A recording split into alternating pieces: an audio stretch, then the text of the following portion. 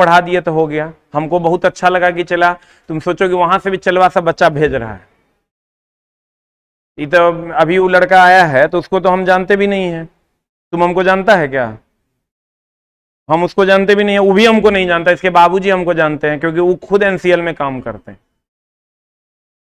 और वहां जो बच्चे हैं वो उन बच्चों ने कहा कि सर आप यहाँ चले जाओ, हम लोग ने वहीं से पढ़ाई की और हम लोग यहाँ हैं। 55 से 60 नंबर कट ऑफ जाता है आउट ऑफ 100। 70 नंबर का ट्रेड रहता है, 30 नंबर का नॉन टेक रहता है। ठीक है, और अभी 5,500 वैकेंसी आने वाली है। 30 नंबर का जो नॉन टेक है, यूपी में नहीं, ये कोल इंडिया की सहयोगी कंपनी है, नवरत्न कंपनी है। तो अभी लगभग 5,000 वैकेंसी आने वाली है, और इस साल के एंड में या अगले साल के फर्स्ट में। हमको तो नहीं पता है कि इसको के भेजा। आज यही लड़का आया है तो इसकी भाभी जॉब करती है तभी आया है। इसकी भाभी जॉब करती है तभी आज आया है। इसको कोई ना कोई उसकी भाभी भेजी है तो ये यहाँ आया है। तो समस्या ये है कि अभी 30 नंबर अगर तुम 70 में ले आते हो टेक्निकल में, 70 में कितना 30, और 30 नंबर आप इधर से जो 30 रहेगा उसमें से 28 से 29 नंबर तुमको आ जाएगा, कुछ नहीं करना पड़ेगा। और 55 नंबर कट ऑफ जाता है। भाभी से पूछा था कितना नंबर था? नंबर नहीं बताई होगी, उसको अच्छा नहीं लगा होगा। हाँ हाँ, इलेक्ट्रिकल का ज्यादा जाता है, इलेक्ट्रिकल का बहुत ज्यादा जाता है, इलेक्ट्रॉनिक्स का कम जाता है। अब कहने का मतलब ये है बहुत कम था उस बार, कट ऑफ बहुत कम था। 55 नंबर पे ज्वाइन किया है। अब तुम सोचो ना, वो बोला कि सर मेरे जिस एरिया में हम हैं उसमें से 18 को बच्चा आप ही का नाम लिया कि वहीं से हम लोग पढ़े थे, क्योंकि उस टाइम 60,000 बच्चे लगभग पढ़े थे। प्रकाश मेरा चेला है, वो भी इलेक्ट्रॉनिक से है। हाँ, डीएमआरसीए में है वो शायद कश्मीरी गेट जंक्शन पे है, वो भी टेक्नीशियन है। मतलब छोड़ करके आ गए थे, फिर आ गए तो वहाँ बोले नहीं, फिर आ गए, एनओसी नहीं मिले, उसके बाद फिर 7-8 महीना यहाँ फिर डीएमआरसीए ज्वाइन कर लिया। रेलवे में एएलपी से भी, मतलब अगर तुम इलेक्ट्रिशियन से आईटीआई किए हो मेरे दोस्त, तो बिलीव कर एएलपी से बढ़िया बढ़िया जॉब अवेलेबल है। अब उसके पापा से हम पूछे क्या क्या फैसिलिटीज मिलता है, तो उसके पापा हमको सब बात बताए क्या क्या फैसिलिटीज मिलता है। अप्रोक्स 50,000 इनिशियल सैलरी है। 2 रेड एंड चीफ का जूता मिलता है, 7 से 8,000 तो वही हो गया। उसके बाद बहुत सारा चीज, मतलब ये नहीं है कि तुमको 8 घंटा ड्यूटी करना है, काम किए और करके चल दिए। जो काम आपको मिला है ना वो काम खाली आपको कर देना है, और काम अगर आप करके चल दिए तो आपका काम हो जाएगा। ये नहीं कि आपको खोजेगा कि आपको 8 घंटा ड्यूटी, रेलवे वाला मामला नहीं है कि आपको खोजेगा कि भैया आपको 8 घंटा ड्यूटी करने हैं। वो बोले कि 2 घंटा काम कर लेते हैं, हम लोग जो है चले जाते हैं कि मतलब अब आएगा तो खोजेगा नहीं, जो हमारा काम रहता है वो कर दिया, हम अपना चल दिए। तो कहने का, लेकिन उसके लिए चला तुमको विश्वास करना होगा। हम तोरा कहेंगे कि इतना कर लो तो तुम्हारा हो जाएगा नौकरी, तुम कहोगा को जैसे ही कर रहा है ना, क्वेश्चन लिख के लाता है छोटा, चुप रहो। अब देखो ना, ये हमरे हराने के चक्कर में हमरा क्या हराएगा। ये रुक न, गलतियां लिख के लाया है। अदिश ट्रांसफार्मर होबे नहीं करता है। लाओ, अदिश ट्रांसफार्मर होगा आज से पढ़ाना छोड़ देंगे।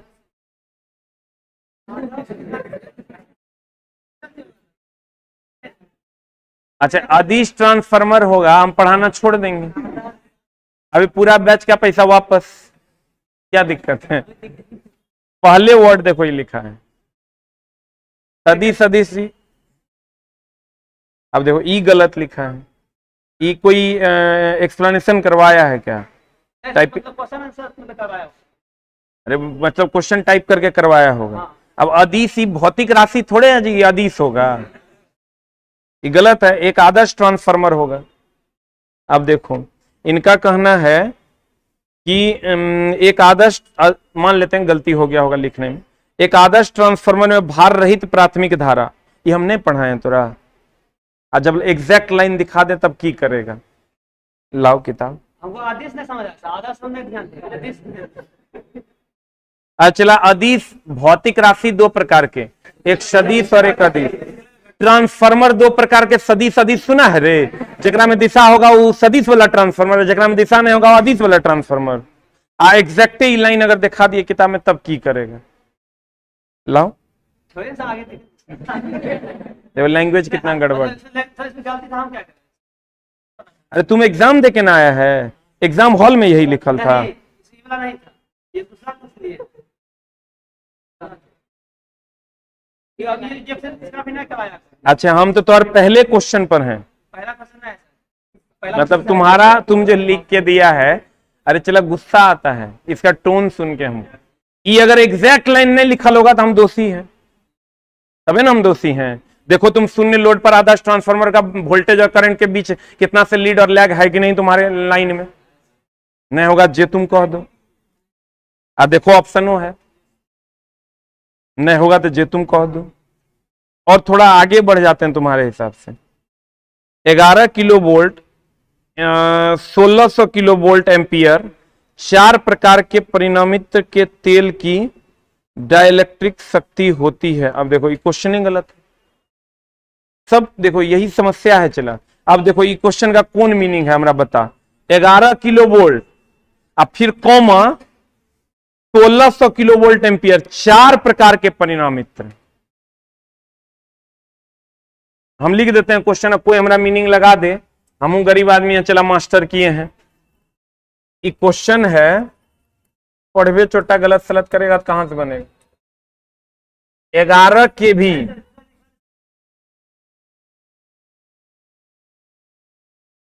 अजय ई तो चला मानो कि हम बहुत अच्छा पढ़ा लेते हैं, ई तो मानो, काहे नहीं मान रहे दो, नहीं मानता तो गंदा लगता है। चला अच्छा कोई बात नहीं बाबू मेरे, सोना मेरे। 11 के भी कॉमा 1600 किलो वोल्ट एम्पियर, 4 प्रकार के परिणामित्र के तेल की डाइलेक्ट्रिक कांस्टेंट जानते हैं हो, परावैद्युत नियतांक पढ़े हैं। परावैद्युत नियतांक किसी पदार्थ की कुचालकता को बताता है। ये कहां पढ़े हैं हम, जहां धारिता को किए हैं के गुनी। अरे बेसिक ऑफ इलेक्ट्रिसिटी में जहां धारिता पढ़ाए हैं ना, जब दो समानांतर प्लेट संधारित्र के बीच में कोई कुचालक पदार्थ रख दिया जाता है तो उसकी धारिता जो है C बराबर K epsilon not A by D हो जाती है। पढ़ा ही बात, याद नहीं होगा, निकालो पेज नंबर हम दिखा देते हैं, देखें बाबू। बेसिक ऑफ इलेक्ट्रिसिटी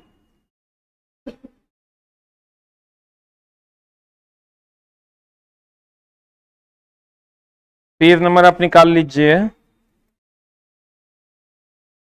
गड़बड़ चलाओ लिख ले है, आदर्श नहीं होगा, अदिश नहीं होगा, आदर्श हो। देखो पेज नंबर निकालो तुम 9,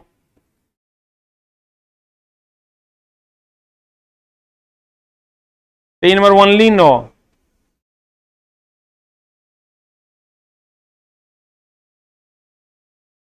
देखो लिखा हुआ है परावैद्युत स्थिरांक, देखो डाइलेक्ट्रिक कांस्टेंट लिखल है, कहता है जब दोनों प्लेटों के बीच कोई कुचालक मिला, डाइलेक्ट्रिक कांस्टेंट, जब दोनों प्लेटों के बीच कोई कुचालक पदार्थ रखा हो तब संधारित्र की धारिता, कुचालक पदार्थ मतलब हो गया इसके बीच में जो कोई प्लेट आप दे देते हैं कागज या अब्रक का, उसकी कुचालकता को K से डिनोट करते हैं हम। परावैद्युत नियतांक जो है कल हम टेस्ट में बताए हैं, परावैद्युत नियतांक समानुपाती होता है कुचालकता के। परावैद्युत नियतांक समानुपाती किसके होता है, कुचालकता जितनी ज्यादा होगी परावैद्युत नियतांक उतना ज्यादा होगा। हम बोले थे ट्रांसफार्मर का तेल सुचालक होगा कि कुचालक होगा, क्या होगा, परावैद्युत नियतांक क्या है वो हम यहां बताए हैं। तो चूंकि यहां बता दिए तो वहां नहीं बताएंगे कि परावैद्युत नियतांक क्या है, खाली हम ये बताएं वहां की कुचालक है। अब कुचालक है इसका मतलब उसका संबंध सीधा परावैद्युत नियतांक से है। जो पदार्थ जितना अधिक कुचालक होगा उतना अधिक परावैद्युत नियतांक उसकी अधिक होगी। बोला ना रे। अब यहां मामला है, कहता है 11 केवी 1600 केवीए 4 प्रकार के परिणामित, तो गलत लिखल है। 11 केवी 1600 केवीए परिणामित्र के तेल का डाइलेक्ट्रिक शक्ति कितना होगा। अब देखो ऑप्शन क्या क्या दिया है। 11 केवी, दूसरा दिया है 11 केवी से अधिक, तीसरा दिया है 11 केवी से कम, और चौथा दिया है इनमें से कोई नहीं। यूट्यूब पे तुम देखे, मतलब देखो परीक्षा का क्वेश्चन मिला, अन वन एक्सप्लेनेशन, क्वेश्चन का आंसर कुछ और होगा, बता कुछ और रहे हैं। अब वो आंसर जब आता है बन के तो लड़का कहता है उत्तरी हम तो ही मारे थे, आप तो वो बताए थे, हो तो ही गया 11। अब देखो हम क्या बोले, ट्रांसफार्मर का तेल कुचालक होता है, लिखा है देखो लिखल है, तो ट्रांसफार्मर का तेल कुचालक होता है। और यहाँ पे नंबर 9 में हमने बताया कि कुचालकता समानुपाती होता है परावैद्युत स्थिरांक के। बोलो ना रे।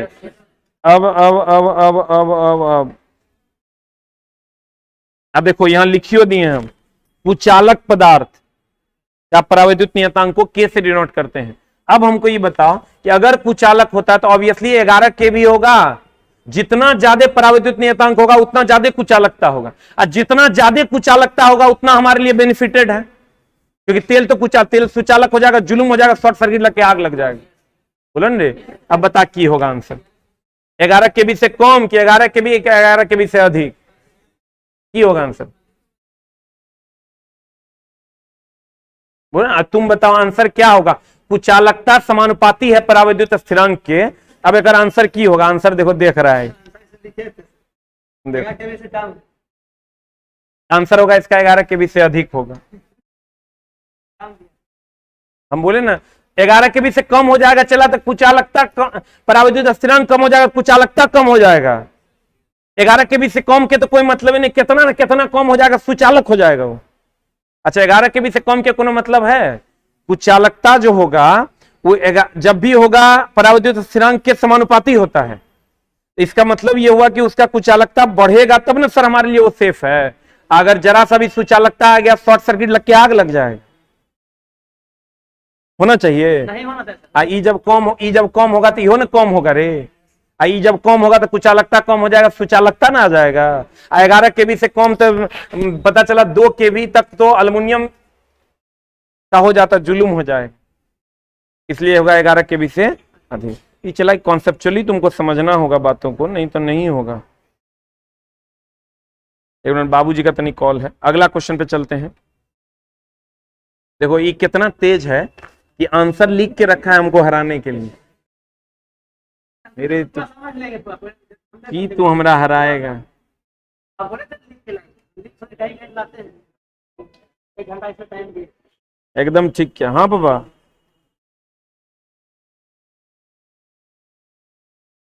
हाँ हाँ हाँ हाँ हाँ, मोबाइल नंबर वो है, हम भेज दे। सुमोद चावला दादा को, विकास वाला दादा।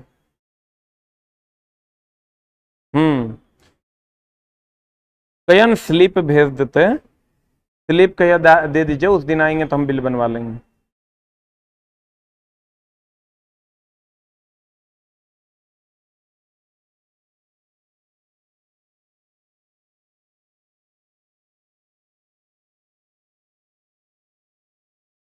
पकड़ो। हाँ। हम्म। हम्म।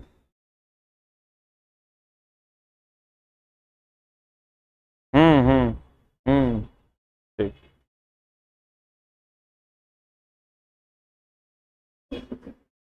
चला ऐसा भी कभी कभी होता है कि साफे उल्टा पुल्टा क्वेश्चन पूछ देता है, ये कोई बहुत बड़ा इशू नहीं है, लेकिन तुम्हारा काम जो है मात्र 40% से हो जाना है। आपसे बताओ, तुम्हारे लिए टफ है तो सबके लिए टफ होगा। ऐसा है कि सिर्फ तोरा लिए टफ हो, तो हमरा से बढ़िया मास्टर से पढ़ा होगा तब ना ओकरा लिए आसान होगा, तभी ना आसान होगा रे, या तोरा से बढ़िया स्टूडेंट होगा तब आसान होगा। ऐसा नहीं होगा। तुमसे जो क्वेश्चन नहीं बने ना, अगर नौकरी लेना है टेक्नीशियन में, तो तुम 20% क्वेश्चन को इग्नोर करके चलो, 80% पे वर्कआउट करो, 60% बन जाएगा तो हर जॉब हो जाएगा। ये बहुत आसान है। यही किताब को, ये किताब 300 पेज का किताब है, और 300 पेज का किताब होगा भी नहीं हमको लगता है, 275 पेज का किताब है। यही अरिहंत उठा के लाओ तुम, 700 पेज के 2 वॉल्यूम है, 700 में 1200 पेज के 2 वॉल्यूम। या तो तुम 2400 पेज पढ़ो तो सब बात तो आ जाएगा, या नहीं तो 275 पेज पढ़ो, जितना में नौकरी होगा उतना काम हो जाएगा। 2 बात है, यही ना करना होगा। ओकर volume semester 1, semester 2, semester 3, semester 4, semester 5, semester 6 का 3 किताब आता है, यूं यूं उसमें सब बात लिखल है, ठीक ना। तो तब 3600 पेज पढ़ना पड़ेगा, और नहीं तो 300 पेज पढ़ो, आराम से 60 नंबर ले आओ और जाके अपना धंधा पानी करो। दूसरा उपाय यही है, ठीक ना। कभी कभी कोनो एग्जाम में हो जाता है, जैसे फिटरे का पूछा पिछले बार, हम तुमको बताए भी होंगे कि 75 में 65 नंबर CNC मशीन का पूछ दिया तो पूछ दिया, बोर्ड के मौन है, ओकरा कोई नहीं रोक सकता है। तो कभी कभी उल्टा पुल्टा क्वेश्चन पूछता है। चलो हम लोग इधर आते हैं, बाद में हम इस पर चर्चा कर देंगे, हमको क्वेश्चन दे देना। एक बार नहीं होगा तो हम दो चैप्टर का मिला के हम टेस्ट ले लेंगे, फिर बता भी देंगे। जनित्र में थे ना हम लोग, जनित्र में कहां तक पहुंचे थे? जनरेटर में कहां तक हुआ था? दायां हाथ का नियम हम पढ़ा दिए थे। फील्ड पोल पढ़ा रहे थे। बता फील्ड पोल की संख्या कितनी होती है? पेज नंबर बताओ, पेज नंबर 191 बोल रहे हैं। देखिए सर, फील्ड पोल की अगर हम बात करें तो फील्ड पोल की मिनिमम संख्या 2 और मैक्सिमम संख्या कितनी होती है? 8 होती है। कहते हैं जब ध्रुव के अंदर या बाहर की तरफ उथला रहे, देखो उथला रहे मतलब उभरा रहे कह सकते हो, ये वाला जो पार्ट है, ये दिस वन,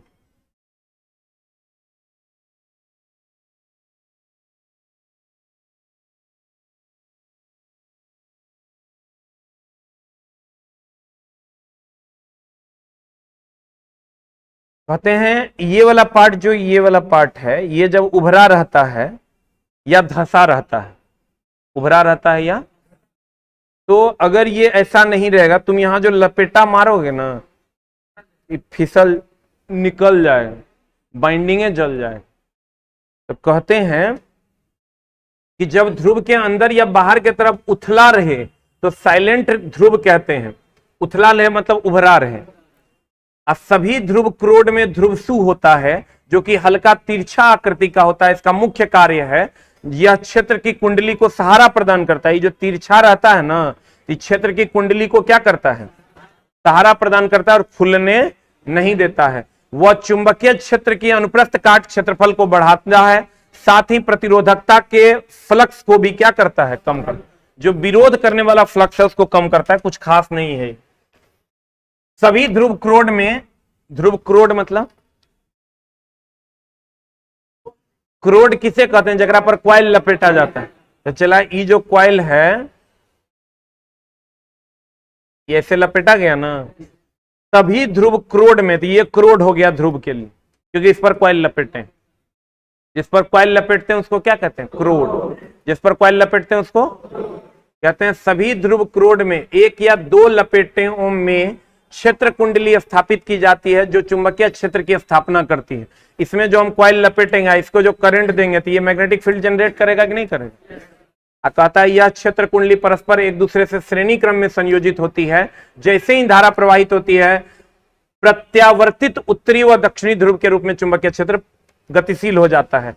सर ये जो आप कनेक्ट करते हैं, ये सब एक दूसरे से सीरीज में है।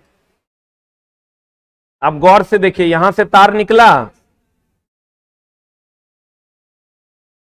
ये देखो सब एक दूसरे से सीरीज में है कि पैरेलल में? सीरीज में मतलब एक के तार, एक लाइन का बात समझो। सीरीज में मतलब एक के तार, पैरेलल में मतलब एक से अधिक तार। एक से अधिक 2 3 4 तार हो जाएगा, मतलब समझ लो किसमें है, पैरेलल में। एक के तार है मतलब सीरीज में। तो कहते हैं मेरे दोस्त, फील्ड पोल्स यह क्षेत्र कुंडली परस्पर एक दूसरे से श्रेणी क्रम में संयोजित होती है। जैसे ही धारा प्रवाहित होती है, प्रत्यावर्तित उत्तरी व दक्षिणी ध्रुव के रूप में चुंबकीय क्षेत्र गतिशील हो जाता है। जैसे ही आप इसमें धारा दीजिएगा, ये मैग्नेटिक फील्ड जनरेट करना शुरू कर देगा। और जब ये मैग्नेटिक फील्ड जनरेट करना शुरू कर देगा प्यारे बच्चों, तो आपका काम हो जाएगा और ये घूमेगा और फ्लक्स कटेगा, ईएमएफ जनरेट होगा। यही ना मामला होगा। हम आपको आज स्टार्टर और रोटर से भी मुख्तलिफ करवाते हैं। सभी ध्रुव क्रोड में ये सभी आपस में किस क्रम में जुड़े होते हैं, श्रेणी क्रम में। अब कहता है यह जनित्र का अस्थिर हिस्सा है। अब देखिए, दो हिस्सा होता है किसी भी जनरेटर में। एक होता है मूवेबल हिस्सा, जनरेटर धीरे धीरे समझना, एक होता है मूवेबल हिस्सा, ये मूव करता है, और एक होता है स्टेशनरी, ये रोटर है। क्या है ये? और ये स्टार्टर है। आप यहां भी देखिएगा जनरेटर में ये मेन शाफ्ट है, सॉफ्ट नहीं होता, सॉफ्ट मतलब मुलायम होता है, शाफ्ट है। ये आपका रोटर है, ये आपका स्टेशनरी भाग है, ये रोटर है। अब देखो यहां मैग्नेट घूम रहा है, हाँ कह सकते हैं ना, जुगाड़ है, हम बताते हैं ओकर झोल क्या है। जब नहीं जे घूमेगा वो आर्मेचर नहीं, जे घूमेगा वो रोटर। रोटर आर्मेचर हो सकता है, लेकिन हमेशा आर्मेचर रोटर नहीं होगा। अब बोलो कैसे? अभी ये घूम रहा है ना, ये आर्मेचर नहीं है, आर्मेचर ये है। जहां क्वाइल ही क्वाइल हो खाली, वो आर्मेचर है। ये स्टार्टर, हाँ ये स्टार्टर। यहां देखो क्या है, ये आर्मेचर है। बड़ा अच्छा प्रश्न किया है बच्चा। ये आर्मेचर है, यहां क्या है ये, और ये रोटर है। ऑब्वियसली ये घूम रहा है तो ये रोटर होगा, नहीं होगा रे? तो इसमें लेकिन क्या है कि ये मैग्नेट है, ये जो तुम देख रहे हो, देखो ये यहां पर मैग्नेटिक फील्ड ये जनरेट कर रहा है, नॉर्थ पोल और साउथ पोल। अब बताओ, नॉर्थ पोल और साउथ पोल जब इसके अंदर घुसेगा और घूमेगा तब भैया ईएमएफ जनरेट हो जाएगा। दिखाते हैं फिर से, उसको खुलने दो। देखो ये पंखी है जो ठंडा करता है, ये रोटर है। अब गौर से एक चीज देखिए तो आपको ये पता चलेगा कि ये जो है ये मैग्नेट है, ये मैग्नेट है। अब मैग्नेट के ऊपर ये क्वाइल लपेटा हुआ है, और ये क्वाइल है खाली। जो हम लोग ऐसे करते थे ना, ये नॉर्थ पोल, ये साउथ पोल, और ये क्वाइल था, बोलो रे, ये क्वाइल यहां है और ये नॉर्थ पोल साउथ पोल यहां है, और इस पर ऐसे ऐसे क्वाइल लपेटा हुआ है। देखो क्वाइल लपेटा हुआ, ये जो ये दिख रहा होगा तुमको, ये जो दिख रहा है तुमको, ये कॉपर का क्वाइल है। नहीं बुझा? अगर हम ऐसे करते थे न, चला ये नॉर्थ पोल, ये साउथ पोल,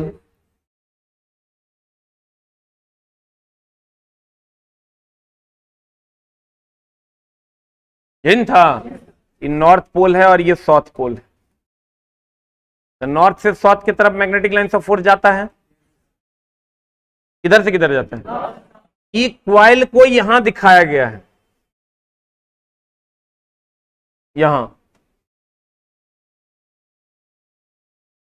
और ये जो मैग्नेट है ना यहां है, ये वाला। इसके ऊपर जो क्वाइल लपेटा हुआ है वो ये वाला है, ये वाला पीला वाला, बोलन रे। तो यहां मैग्नेट घूम रहा है कि क्वाइल घूम रहा है? मैग्नेट घूम रहा है तो उस पर लपेटा हुआ क्वाइल घूम रहा है, लेकिन मेनली अगर हम बात करें तो ये मैग्नेट है और ये क्वाइल है, बोलन रे। तो मैग्नेट घूम रहा है कि क्वाइल घूम रहा है? कौन घूम रहा है? लेकिन सर ये तब होगा जब बड़े आकार का जनरेटर होगा। अधिकतर हम लोग यही प्रीफर करते हैं कि क्वाइल स्थिर रहे और मैग्नेट घूमे, क्योंकि मैग्नेट तो सर एक टुकड़ा है बड़ा बड़ा, वो अलग जल्दी नहीं होगा। लेकिन क्वाइल अगर घुमाइएगा ना इसको तो ये अलग हो जाए, उखड़ जाए। इसीलिए जब भी हम लोग घुमाते हैं मैग्नेट को ही घुमाते हैं। किसको घुमाते हैं?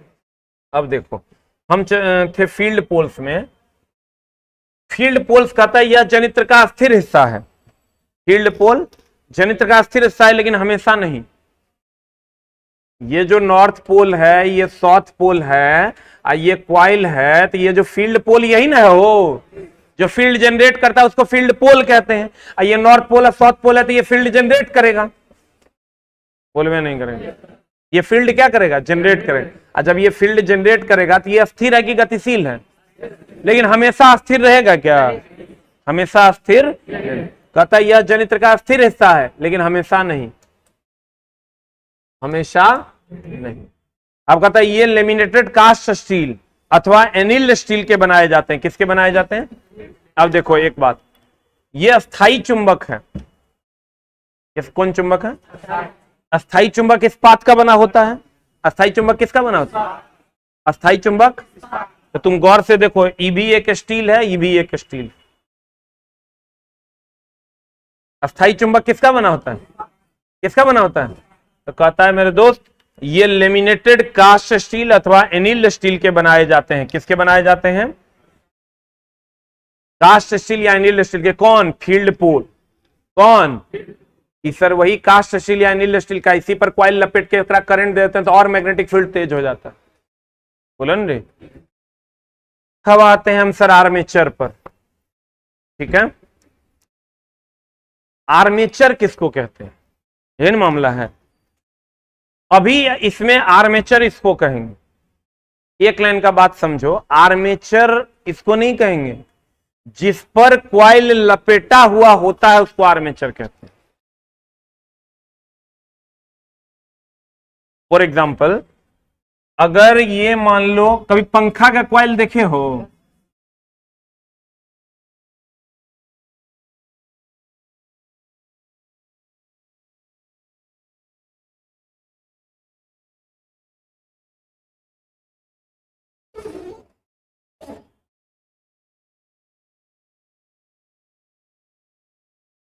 तुम देखा होगा इस पर ऐसे ऐसे करके क्वाइल लपेट देता है। देखा है सर? ये जो क्वाइल लपेट देता है, ऐसा देखा है पंखा में? ये जिस पर हम क्वाइल लपेटते हैं ना, इसको आर्मेचर कहते हैं। आर्मेचर पे जो क्वाइल लपेटते हैं तो उसको आर्मेचर क्वाइल कहते हैं। बुझा तक ना? जकरा पे क्वाइल लपेटते हैं उसको आर्मेचर कहते हैं। आज जो क्वाइल लपटाता है उसको आर्मेचर क्वाइल कहते हैं, जो कॉपर का होता है। किसका होता है? अब प्यारे बच्चों, अगर ई आर्मेचर नहीं है, ये मैग्नेट है, वो अलग बात है कि मैग्नेट पर क्वाइल लपेट दिए ताकि मैग्नेटिक लाइन्स ऑफ फोर्स बढ़ सके। बोलन रे। तो प्यारे बच्चों, कैसे बच्चों? आर्मेचर यह एक कैसा भाग है? ऑब्वियसली बीच में रहेगा तो बेलनाकार भाग होगा। अरे आयताकार होगा तो घूम पाएगा? बेलनाकार होगा तभी घूमेगा। यह एक बेलनाकार भाग है जो सिलिकॉन स्टील की पत्तियों को एक साथ रिवेट करके बनाया जाता है। रिवेट समझते हो? यह भी सिलिकॉन स्टील की पत्ती है। रिवेट करना मतलब होता है जोड़ देना। जैसे रिपीट समझते हो? रिपीट नहीं समझते हो? वैसे ही रिपीट करके जोड़ दिया जाता है ताकि उस पर क्वाइल लपेटा जा सके। बोलो ना। कहता है यह एक बेलनाकार भाग है जो सिलिकॉन स्टील की पत्तियों को एक साथ रिवेट करके बनाया जाता है। आर्मेचर कोर लेमिनेटेड होने से उसमें हिस्टैरिसीस क्षति और ईडी धारा क्षति कम होगा कि ज्यादा? ये तो आर्मेचर कोर, क्या किसी का भी कोर लेमिनेटेड होगा तो हिस्टैरिसीस क्षति और ईडी धारा क्षति कम होगा। बोलो ना रे। अब कहता है आर्मेचर में आर्मेचर कॉइल स्थापित करने के लिए स्लॉट्स कटे होते हैं। देखो एकरा में जो तुम ये जो हम तरह बोले पंखा का होता है,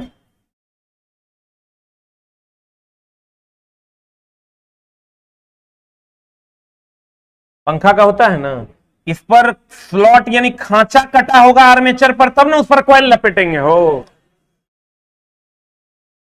पंखा का कॉइल देखे हैं ना, उस पर खांचा कटा होगा तब ना कॉइल लपेटेंगे। देखिए इनका कहना है कि क्रोड जो है एक प्रकार का आर्मेचर कह सकते हैं, लेकिन आर्मेचर वर्ड जो है ये मोटर और जनरेटर में यूज होता है। आर्मेचर वर्ड कहां यूज होता है? मोटर और जनरेटर में ही यूज होता है आर्मेचर वर्ड, बाकी किसी भी जगह पर आर्मेचर वर्ड यूज नहीं होता। कहता आर्मेचर में आर्मेचर कॉइल स्थापित करने के लिए क्या कटा होता है? स्लॉट्स कटा। इसका मतलब अब ये तुम कह सकता है जनरेटर के दो भाग, एक आर्मेचर, दूसरा armature with armature coil and एक मैग्नेट विथ कॉइल ना। स्पॉन्सर मार दिया। धीरे धीरे से देखो, ये नॉर्थ पोल है, बोलो ना रे, ये कौन पोल है?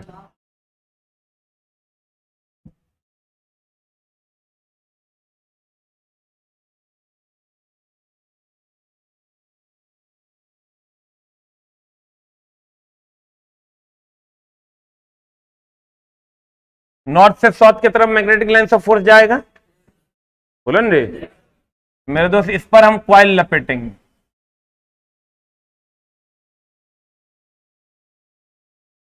लपेट दिए, इस पर भी कॉइल लपेटेंगे। अब तुम सोचो जनरेटर में दो गो पार्ट और होता है, एगो कम्यूटेटर एगो ब्रश, बाद बाकी इतने जनरेटर होता है, इससे ज्यादा और कुछ नहीं। अब हमको ये बताओ प्यारे मित्र कि जनरेटर में इस पे ये बॉडी या यॉक से ढका हुआ होगा, जो बाहर का बॉडी तुमको दिखता है जनरेटर में। कहने का मतलब ये हुआ कि जनरेटर में इसका मतलब आर्मेचर विथ कॉइल एक पार्ट हुआ, आप मैग्नेट विथ कॉइल दूसरा पार्ट हुआ।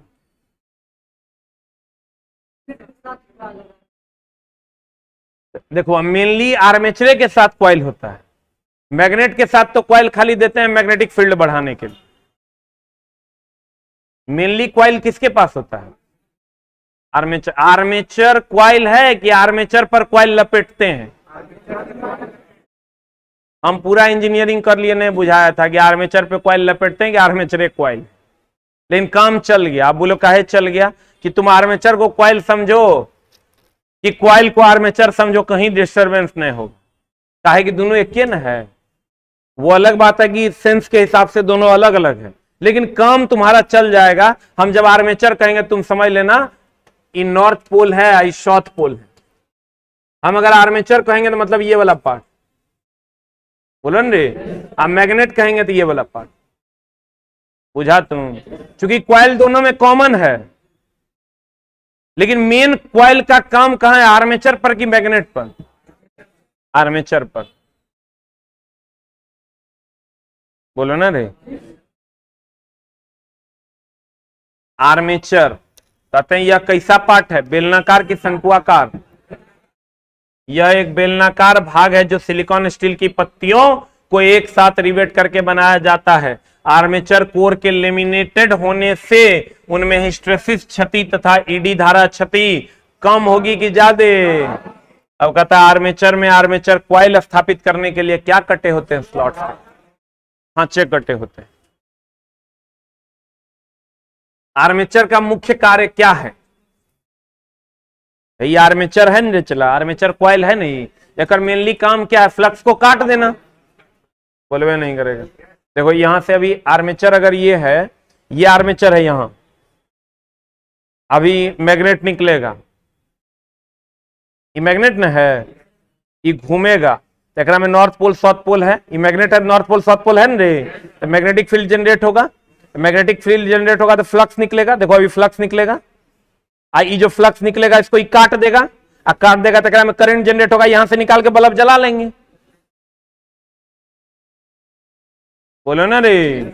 कहता है आर्मेचर का मुख्य कार्य चुंबकीय फ्लक्स का छेदन करके उसमें स्थापित, ये आर्मेचर जो है इसका मुख्य कार्य है ये जो चुंबकीय बल रेखाएं हैं, चुंबकीय फ्लक्स है, इसका छेदन करना, इसको काटना, इसको बदलना, चुंबकीय फ्लक्स में छेदन करके उसमें स्थापित आर्मेचर वाइंडिंग में क्या जनरेट करना, विवाबल ईएमएफ जनरेट। ये जो आर्मेचर वाइंडिंग है, ये जो आर्मेचर वाइंडिंग है, इसमें ईएमएफ जनरेट कर देगा। ईएमएफ जनरेट कर देगा मतलब वोल्टेज जनरेट करेगा, वोल्टेज जनरेट करेगा मतलब करंट जनरेट कर देगा। ये काम कौन करेगा, आर्मेचर न रे। आर्मेचर क्या काटेगा, फ्लक्स को काटेगा। अब फ्लक्स को काट देगा, ईएमएफ जनरेट हो जाएगा। ये को समझ में आ गया। मोटर या जनरेटर में से पूछो तो सब समझ में आ गया, भक भक। आइए को लटका, सब लटक जाए, ठीक ना। इसलिए ध्यान से, आर्मेचर का मुख्य कार्य चुंबकीय फ्लक्स का छेदन करके उसमें स्थापित आर्मेचर वाइंडिंग के विवाबल उत्पन्न करना। इसका काम यही ना है कि मैग्नेटिक लाइंस ऑफ फोर्स को काटना और ईएमएफ जनरेट करना। अब फिर कहता है सामान्यतः आर्मेचर का प्रतिरोध कितना ओम होता है। आर्मेचर प्रतिरोध को का क्षय जो होता है, वोल्टेज का क्षय, V बराबर आई आर ना। अरे V बराबर क्या, वो ओम्स लॉ पढ़े हैं, ओम्स लॉ पढ़ा है रे, की होता है ओम्स लॉ। V बराबर आई आर। V क्या है, I क्या है, R क्या है, प्रतिरोध, रेजिस्टेंस, है ना। तो इसमें जो वोल्टेज का क्षय होगा वो IA RA है। IA हो गया आर्मेचर का धारा, RA हो गया आर्मेचर का प्रतिरोध। बोलो न रे। तो तुमको इसी पर न्यूमेरिकल दे देगा, IA RA दे देगा और तुमको वैल्यू मांग लेगा। आई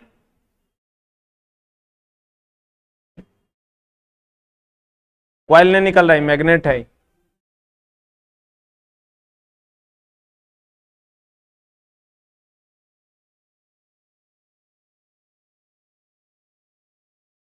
क्या चीज से, इसको क्या चीज से ढक देगा, स्टील से काहे ढकेगा। अरे दोस्त, स्टील की चालकता कम होती है, इसीलिए तो कॉपर का कॉइल लेते हैं। ये जो लेते हैं कॉपर का, ये कॉपर का क्यों लेते हैं, स्टील की चालकता कम होती है। एकदम हो सकता है, क्या नहीं, एगो दूगो मैग्नेट ले लो और लोहा लेके भी ऐसे ऐसे करोगे तो तेरा हाथ में करंट लगेगा। दूगो मैग्नेट ले लो, बहुत स्ट्रांग मैग्नेट, और मैग्नेट के बीच में लोहा लेके ऐसे ऐसे करो, आगे आगे पीछे आगे पीछे, ऐसे ऐसे या ऐसे ऐसे करो, तुमको हाथ में करंट लगेगा। करके देखना है। कुछ भी जो चालक होगा, कम चालकता होगा तो विरोध ज्यादा होगा करंट का, कम करंट तुम तक पहुंचेगा। ज्यादा चालक होगा, ज्यादा करंट पहुंचेगा, ठीक है। आर्मेचर के प्रतिरोध में वोल्टेज क्षय कितना होता है, IARA, यही आर्मेचर। ई चला आर्मेचर के स्लॉट्स हैं, ये जो तुम देख रहे हो ना, ये वाला ये खांचा है। क्या है ये, क्या है ये, खांचा है। इसी के ऊपर कॉइल लपेटा हुआ होता है। हाँ, अंदर ही में रहेगा, बाहर में क्यों नहीं रहेगा। अंदर में जो खांचा बना हुआ होता है उसी पर कॉइल क्या होता है, लपेटा हुआ होता है। ये तो तुम्हारा आर्मेचर है। कहता यह डीसी जनित्र का, अब बताओ, ये अगर नॉर्थ पोल है, ये साउथ पोल है, ऑब्वियसली ये आर्मेचर है, ये आर्मेचर कॉइल है ना रे। ये घूमने वाला भाग है कि स्थिर रहने वाला भाग, ये घूमने वाला भाग। डीसी जनरेटर में ये भाग क्या होता है, घूमता है। बड़ा बड़ा जनरेटर में ये भाग स्थिर रहता है, बोलो न रे। डीसी जनरेटर जब भी होगा कम वोल्टेज के लिए होता है, डीसी जनरेटर हाई वोल्टेज के लिए। कहता है डीसी जनरेटर का घूमने वाला भाग पर स्थापित किया जाता है। घूमने वाला भाग है कि अस्थिर वाला भाग, यहाँ पोल क्या है, अस्थिर। कहता आर्मेचर मुख्यतः दो प्रकार की वाइंडिंग्स की जाती है, लैप वाइंडिंग और वेव वाइंडिंग। लैप वाइंडिंग क्या है, वेव वाइंडिंग क्या है, इसको आप यहां समझ सकते हैं। ये है लैप वाइंडिंग और वो है वेव वाइंडिंग। दो प्रकार के वाइंडिंग्स, मतलब दो प्रकार से तार को लपेटा जाता है। वाइंडिंग का मतलब हो गया चला लपेटना। कितने प्रकार से लपेटा जाता है, दो प्रकार। दो प्रकार से तार को कॉइल पर लपेटा जाता है, जिसमें एक है तुम्हारा लैप वाइंडिंग और एक है तुम्हारा वेव। अब देखो यहां से क्वेश्चन तुमको क्या पूछेगा, जहां पर वोल्टेज का मान अधिक चाहिए वहां वेव वाइंडिंग, और जहां पर करंट का मान अधिक चाहिए मान लैप।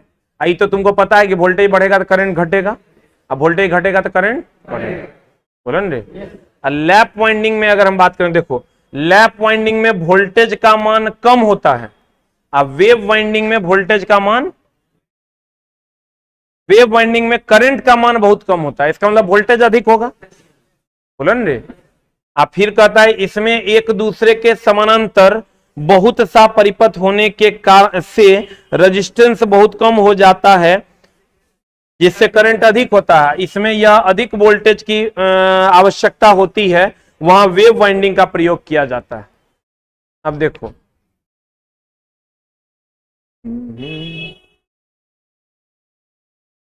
लैप वाइंडिंग में समानांतर पथों की संख्या पोल्स की संख्या के बराबर होती है, जबकि वेव वाइंडिंग में 2 होती है। अभी मामला क्या है हम तुमको समझाते हैं।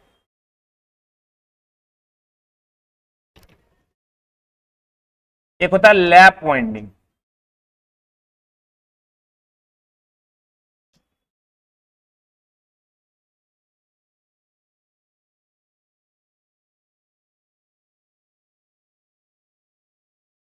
और एक होता है वेव वाइंडिंग।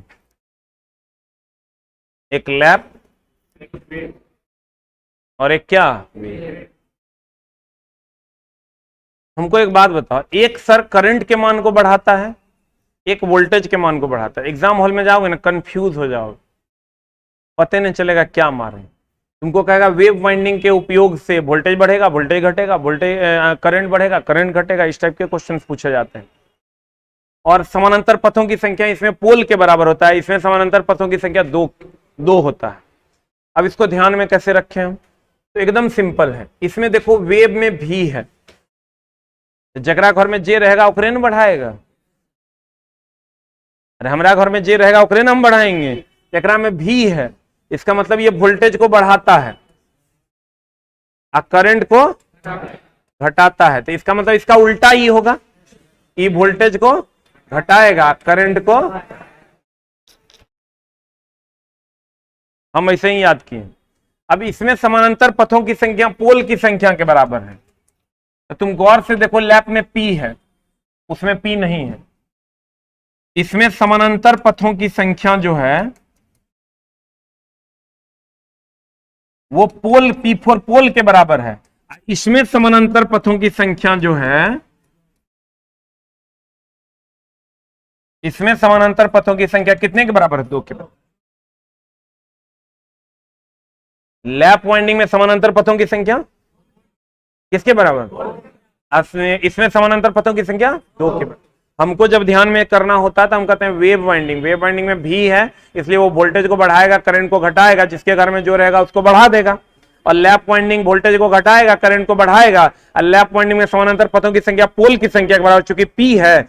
वेव वाइंडिंग में समानांतर पथों की संख्या 2 के बराबर। ये 4 ऐसे ऑब्जेक्टिव्स हैं जो बच्चों से बनता नहीं है और तुम आसानी से बना दोगे। लैप वाइंडिंग में समानांतर पथों की संख्या पोल के बराबर है। वेव वाइंडिंग में वेव वाइंडिंग वोल्टेज को बढ़ाएगा, करंट को बढ़ाएगा, करंट को घटाएगा। अब लैप वाइंडिंग वोल्टेज को घटाएगा। सही है। आज की कार्रवाई को यहीं तक रखेंगे। Thank you very much.